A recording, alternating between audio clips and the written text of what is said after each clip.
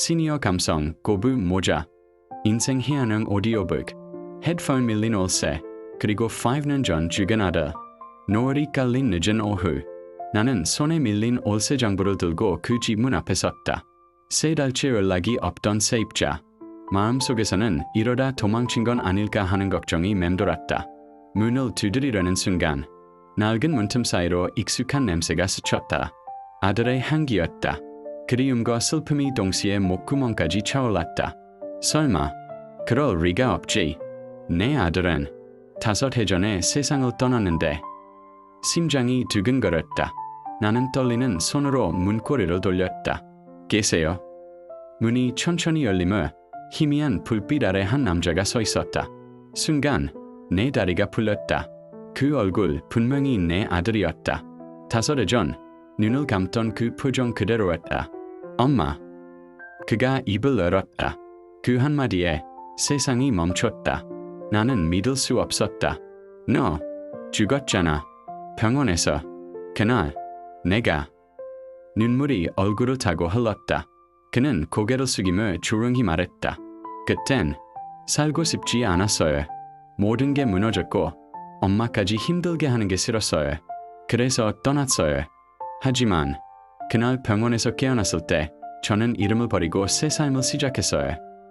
나는 그 자리에 주저앉았다.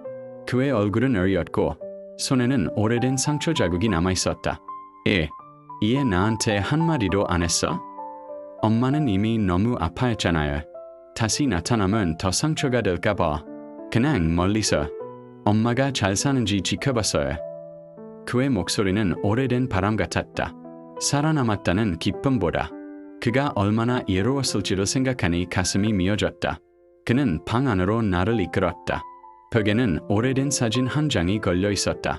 사진 속에는 젊은 내가 어린 아들을 꼭 안고 있었다. 사진 밑에는 작게 글씨가 적혀 있었다. 엄마, 미안해요. 그리고 고마워요. 나는 그 자리에서 울음을 터뜨렸다. 이 세상에 다시 볼 수 없는 줄 알았어. 이제는 말해줘, 아들. 이제는 도망치지 말고 같이 살자. 엄마가 남은 생은 너와 함께할게. 그는 미소 지었다. 그 미소는 어린 시절 내가 도시락을 싸주던 그 아침의 미소였다. 엄마, 괜찮아요. 이제 제게도 가족이 생겼어요. 그리고 한 가지 더 용서를 구하고 싶어요. 이 집주인, 사실 그분이 제 장모님이에요. 저는 지금 그분의 딸과 결혼했어요. 세상이 한 번 더 흔들렸다.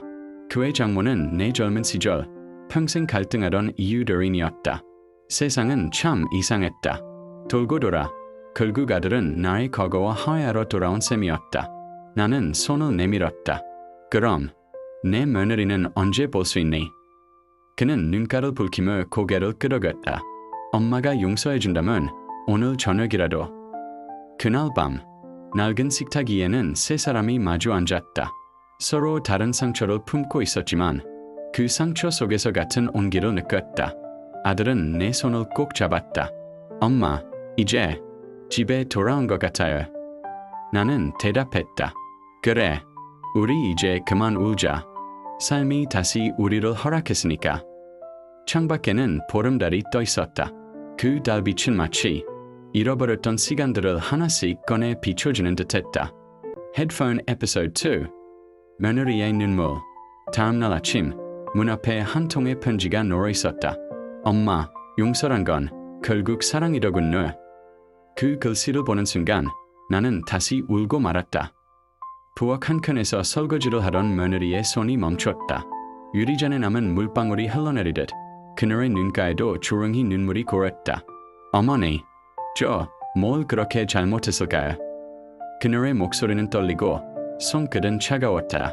나는 아무 말도 하지 못했다. 젊은 날의 나 역시 그런 말을 어머니에게 한 적이 있었으니까. 며느리의 이름은 수진이었다. 시집 온 지 이제 겨우 3년. 그동안 아이도 낳고 새벽부터 밤까지 일하며 살림을 꾸렸다. 하지만 나는 그저 어미의 눈으로만 그녀를 바라봤다. 무엇이 부족한지, 이의 그릇을 깨는지, 이의 말투가 낯선지 하루에도 수십 번씩 잔소리를 퍼부었다. 그날 저녁 아들이 퇴근해 돌아와 말했다. 엄마, 제발 이제 그만 좀 하세요. 수진이 요즘 잠도 못 자요. 그 말에 나는 울컥 헐어냈다. 내가 뭘 그렇게 잘못했는데 다 너희 잘 되라고 하는 소리지. 그 후 며느리는 말이 줄었다.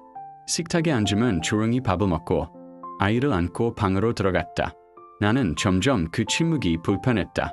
그러던 어느 날 세탁기 위에 놓인 편지 한 장이 눈에 들어왔다. 어머니께. 짧은 제목에 가슴이 쿵 내려앉았다. 어머니, 죄송해요. 저 정말 노력했어요. 하지만 아무리 해도 어머니 눈에는 모자란 며느리였던 것 같아요. 제가 아들 사랑을 빼앗은 사람이라면 이제 돌려드릴게요. 어머니가 좋아하시는 반찬 냉장고에 다 해놨어요. 그동안 감사했습니다. 편지를 읽던 나는 무릎이 풀려 주저앉았다. 이 바보 같은 누나, 그런 게 아니었는데. 그날 밤 나는 아들에게 전화했다. 에이, 수진이 어딨니? 아들은 울먹이며 대답했다. 엄마, 수진이 병원이에요. 거로랑 스트레스로 쓰러졌어요. 병원으로 달려가 손을 잡았다. 차갑고 마른 손. 그 손 위에 내 눈물이 떨어졌다. 미안하다, 며느라. 미안하다. 그녀는 약하게 눈을 떴다. 어머니, 이제야 처음으로 어머니 손이 따뜻하네요. 그 말에 나는 오열했다. 그날 이후 나는 매일 그녀에게 말했다. 수진아, 고맙다. 내 딸처럼 살아줘서. 그리고 그녀는 미소 지었다. 그 미소 하나가 내 남은 생의 위로가 되었다. 헤드폰 에피소드 3. 엄마의 마지막 편지. 탁자 위에는 낡은 편지지와 만년필 한 자루가 놓여 있었다. 창밖에는 초겨울의 바람이 불고 벽식의 초침 소리가 느리게 울렸다. 이제는 정말 마지막 편지를 써야겠구나. 나는 오랜만에 아들의 이름을 써내려갔다. 사랑하는 아들 민수에게. 글씨는 떨렸지만 마음은 차분했다. 병원에서는 길어야 한 달이라고 했지만 이상하게도 겁이 나지 않았다. 그저 아들에게 남기고 싶은 말이 너무 많았다. 민수아, 너 어릴 적에 밤마다 엄마 손을 꼭 잡고 잠들었지.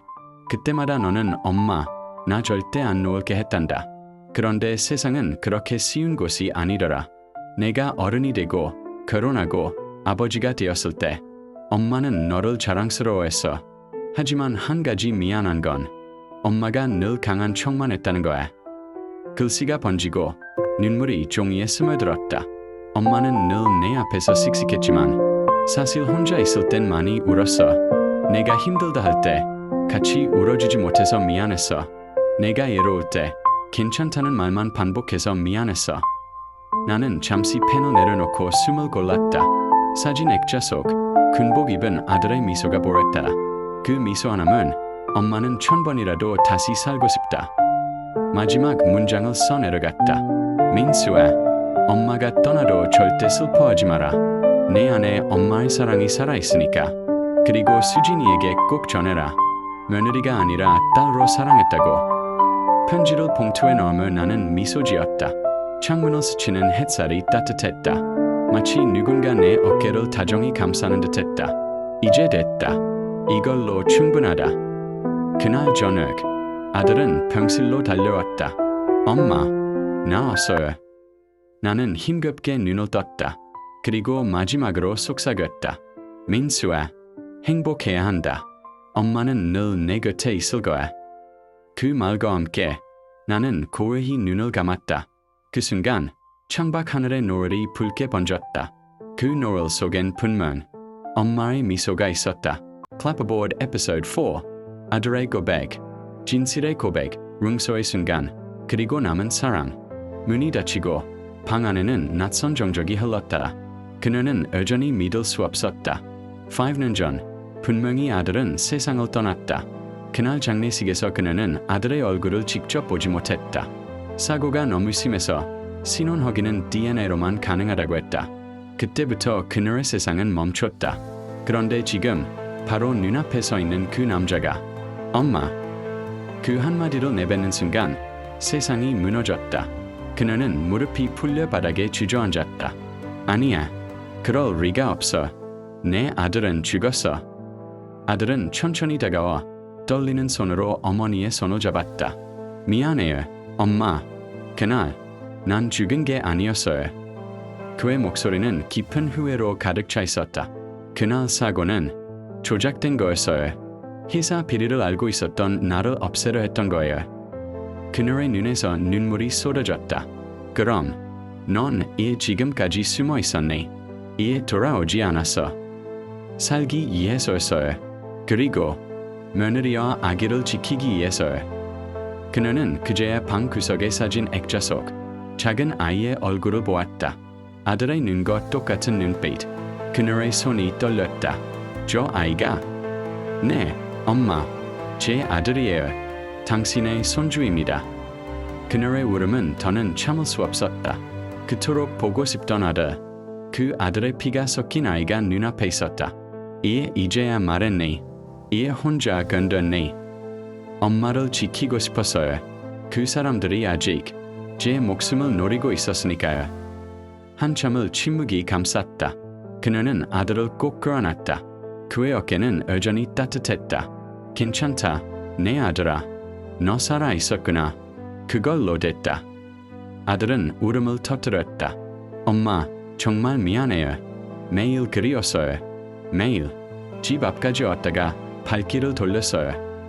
그녀는 그의 머리를 쓰다듬었다. 이제는 돌지 마라. 이 집이 내 집이다. 밖에서는 어스름한 노을이 지고 있었다. 그 붉은 빛이 두 사람의 눈물 위로 스며들었다. 시간이 다시 흐르고 있었다. 마치 멈춰있던 세월이 그제야 제자리를 찾아가는 듯했다. 엄마. 응. 그날 며느리도 저를 구했어요. 그녀가 아니었으면 저는 지금 이 자리에 없었을 거예요. 그 아이가 그런 일을. 네. 그래서 저는 다시 시작하고 싶어요. 엄마와 아내와 그리고 제 아들과 함께. 그녀는 미소를 지었다. 그래, 이젠 숨지 말자. 우리 다시 가족이 되자. 그 순간 작은 손이 그녀의 옷자락을 잡았다. 손자는 수줍게 말했다. 할머니. 그녀는 눈을 감았다. 그 한마디가 지난 5년의 슬픔을 녹였다. 그래, 내 손주야. 바람이 창문 사이로 들어와 커튼을 흔들었다. 오래된 집안에 다시 따뜻한 공기가 돌기 시작했다. 그녀는 조용히 말했다. 이제 내 인생이 다시 시작되는구나. Full Moon Symbol 에필로그. 누군가는 기적이라고 말했다. 하지만 그녀에게 그건 단순한 기적이 아니었다. 그건 용서와 사랑이 만든 두 번째 생명이었다. Flower Playing Cards Episode 5. 며느리의 고백, 그날 그녀가 숨겨온 진실, 그리고 눈물의 서에서 밤이 깊었다. 불 꺼진 부엌에서 며느리 수지는 조용히 찬장을 닫았다. 그녀의 손끝은 미세하게 떨리고 있었다. 어머니가 좋아하시던 입차, 아직 남았네. 그녀는 유리병을 열어 향을 맡았다. 쌉싸래한 향 속에서 오래된 기억이 불쑥 피어올랐다. 그날 처음 시댁에 인사드리던 날, 어머니는 말없이 그녀의 손을 잡았다. 너무 예리였구나. 밥은 잘 챙겨 먹고 다니니? 그 말에 수지는 울 뻔했다. 친정에서는 들을 수 없던 따뜻한 말이었다. 그러나 시간이 지나며 사랑은 오해로 변했고 오해는 상처로 자랐다. 결혼 후 3년째 되던 해, 어머니는 시골집을 팔아 손주를 위해 보험을 들어주셨다. 하지만 수지는 그 사실을 몰랐다. 대신 들려온 말은 며느리가 집 욕심낸다더라는 냉소였다. 그 말 한마디가 수진의 가슴을 찢었다. 그녀는 자신을 변명하지 않았다. 다만 조용히 그날 시어머니 방 앞에 쌀서 한 장을 두고 나왔다. 어머니, 저는 어머니를 원망한 적 없습니다. 다만 제 서툰 말이 어머니의 마음을 다치게 한 게 제 인생의 가장 큰 후회입니다. 아들이 행복해지길 바랐던 어머니의 마음을 이제야 조금 알 것 같습니다. 편지는 그렇게 짧았다. 하지만 그 한 장이 세 사람의 운명을 바꾸었다. 며느리는 시어머니의 장례식 날 그 쌀서를 다시 품에 안고 울었다. 어머니, 그때는 제 마음을 몰라주셨어요. 그러나 그녀의 울음은 원망이 아니었다. 그건 용서의 울음. 사람이 사람을 이해하게 되는 순간의 조용한 울음이었다. 며칠 후 수지는 아들의 방에 조용히 들어갔다. 책상 위엔 오래된 일기장이 하나 있었다. 표지엔 엄마 몰래 쓰는 일기라고 적혀 있었다. 오늘 아빠가 울었다. 할머니 얘기를 하면서 나한테 미안하다고 했다. 나는 그 말이 왜 그렇게 따뜻한지 모르겠다. 할머니도, 엄마도, 아빠도 그냥 다 같이 웃으면 좋겠다. 수지는 그 한 줄을 읽고 한참 동안 아무 말도 할 수 없었다. 그녀는 그날 밤 하늘을 향해 손을 모았다. 어머니, 이제 괜찮으세요? 저도 이제 조금은 괜찮아요. 그날 이후 수지는 매년 봄이면 마른 연못가에 작은 연꽃 한 송이를 심었다.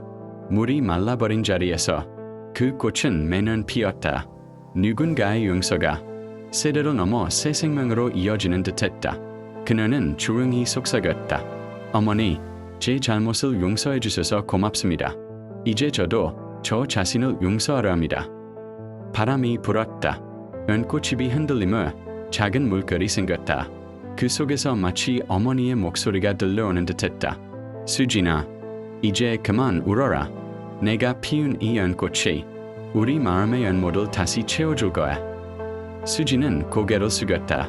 그녀의 눈에서 떨어진 한 방울의 눈물은 연못 위에 닿자마자 조용히 퍼지며 빛났다. 그리고 그 순간 하늘 끝에서 햇살이 비쳤다. 연못의 물은 여전히 마른 듯했지만 그 안에는 새로운 생명이 자라고 있었다. 그건 용서의 씨앗이었다. 엔딩 나레이션, 감정선은 사람은 상처로 배우고 용서로 자랍니다. 마른 연못에도 연꽃이 피듯 멈춘 사랑도 다시 피어날 수 있습니다. 그것이 가족의 기적입니다.